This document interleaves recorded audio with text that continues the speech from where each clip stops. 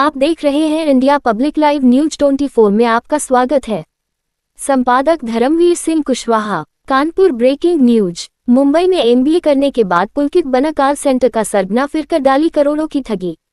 Police commissionerate ने call centre चलाकर देश विदेश के लोगों के साथ लाखों की ठगी करने वाले साइबर ठग को गिरफ्तार कर लिया है। फिर जिसके पास से पुलिस ने 4 करोड़ रुपए, 57 मोबाइल, 78 डेस्कटॉप, 11 लैपटॉप, 4 फर्जी मोहर, 6 क्यूआर स्कैनर और 1 पैन कार्ड बरामद किया है। फिर DCP crime SM Kasim Abidi ने बताया कि कॉल सेंटर का मालिक पुलकित द्विवेदी कानपुर के नवाबगंज सिग्नेचर ग्रीन का रहने वाला है। फिर जिसने वर्ष 2020 में वेबिक्सी टेक्नोलॉजीज प्राइवेट लिमिटेड व ग्लोबल ट्रेड प्लाजा नाम से फर्म बनाई गई थी। उसके बाद से पुलकित ने अपनी पत्नी वर्तिका कटियार और अपने मित्र सत्यकौम साहू के साथ मिलकर लोगों के बिजनेस को बढ़ावा देने के लिए देश विदेश में अधिक लाभ कमाकर माल का क्रय विक्रय करने का बहाना बताकर ठगी करते थे। फिर आरोपी पुलकित ने अपना कॉल सेंटर बनाने के बाद करीब 150 बेरोजगार लड़के लड़कियों को अपने कॉल सेंटर में नौकरी देकर एक बॉन्ड सिग्नेचर कराते थे और बीच में काम छोड़कर जाने पर फर्जी मुकदमे भी कराते थे। फिर डीसीपी क्राइम ने बताया कि ये सभी विदेशी वर्चुअल नंबर का इस्तेमाल करके बड़े स्तर पर लोगों के साथ ठगी करते थे, जिसमें भारत के साथ साथ विदेशी लोगों भी शामिल थे। फिर एसएम कासिम आबिदी,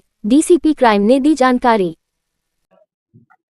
एक व्यक्ति जिसका नाम पुलकित द्विवेदी है, उसकी अरेस्टिंग हुई है। एक साइबर फ्रॉड, एक साइबर कॉल सेंटर ये लोग संचालित कर रहे थे। ग्लोबल ट्रेड प्लाजा नाम से इनकी एक वेबसाइट थी, जो ई कॉमर्स की बेसिकली ये वेबसाइट थी और इस पर सामान का खरीद फरोख्त होता था। ये लोग ऐसा इसको जेन्युइन बिजनेस के रूप में ये लोग दर्शाते थे।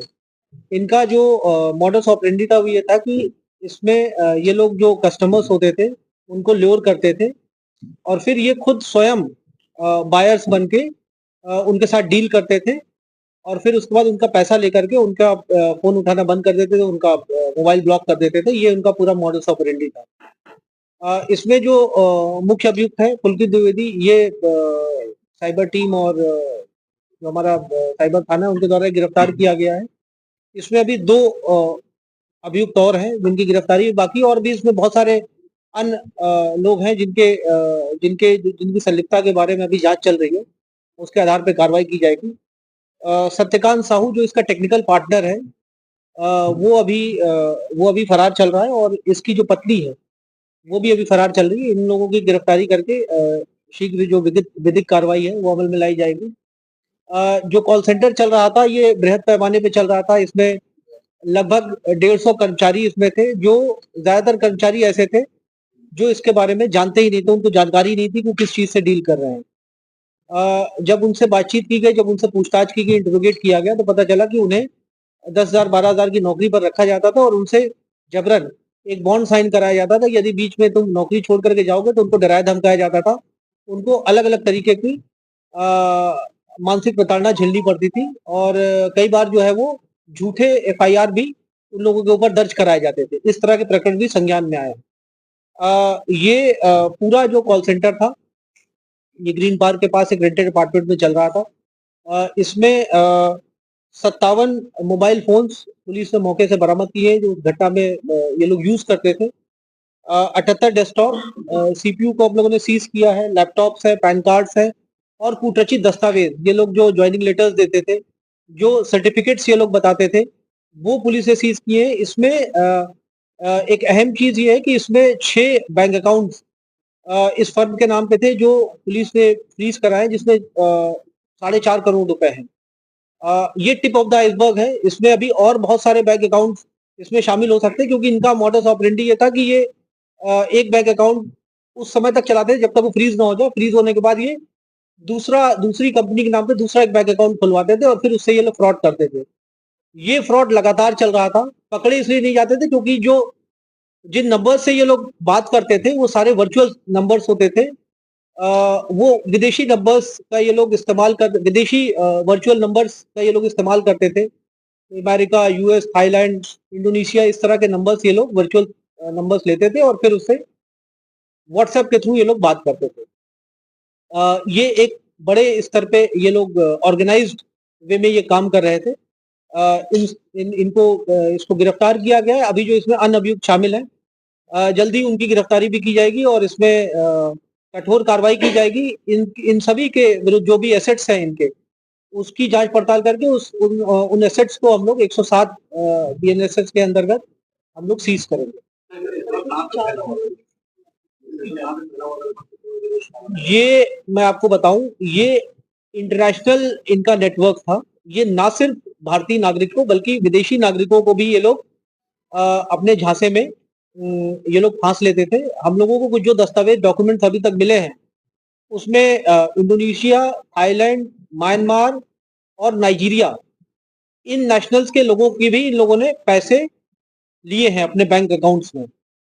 और जैसा मैंने बताया कि ये विगत 4 सालों से ये कॉल सेंटर चल रहा था। ये हम लोग जो अभी, क्योंकि ये अभी जस्ट इनकी अरेस्टिंग हुई है और अभी प्रिलिमिनरी इन्वेस्टिगेशन अभी हो पाई है। डिटेल इन्वेस्टिगेशन जब विवेचना में मुझे लगता है ये बहुत बड़ा एक संगठित रैकेट था, ऑर्गेनाइज्ड रैकेट था, जो ये यहाँ पे हार्ट ऑफ द सिटी में जो ये लोग चला रहे थे। और क्योंकि ये इनके यहाँ जो कर्मचारी काम करते थे वो इतने डरे हुए थे कि वो आगे आकर के अपनी कंप्लेंट्स नहीं कर पाते थे।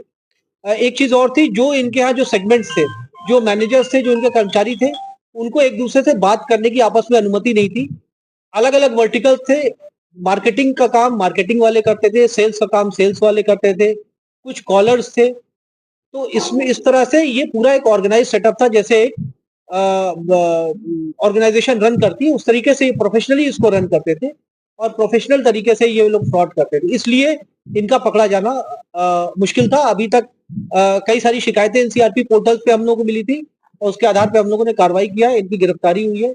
आगे की जो कार्रवाई है वो हमें मिल जाएगी। ये एमबीए किए हुए है ऐसा बताया है इसने। अभी इसकी भी जांच करना है कि वो सर्टिफिकेट जो इसने बताया है कि ये एमबीए किए है ये सही है या हो सकता है ये भी फर्जी है। जी,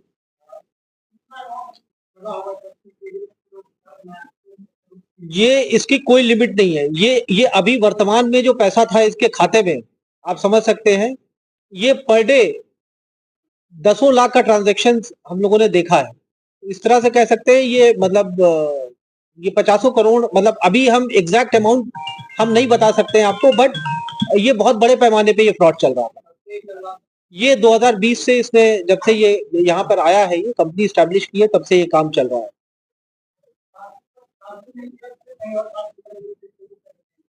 नहीं, ये तो कानपुर में ही, इसका कॉल सेंटर तो कानपुर में ही चल रहा है। बट ये जरूर है कि हम लोग की निगाहें इस तरह के तमाम जो अवैध तरीके से जो कॉल सेंटर्स चल रहे हैं उनके ऊपर हैं।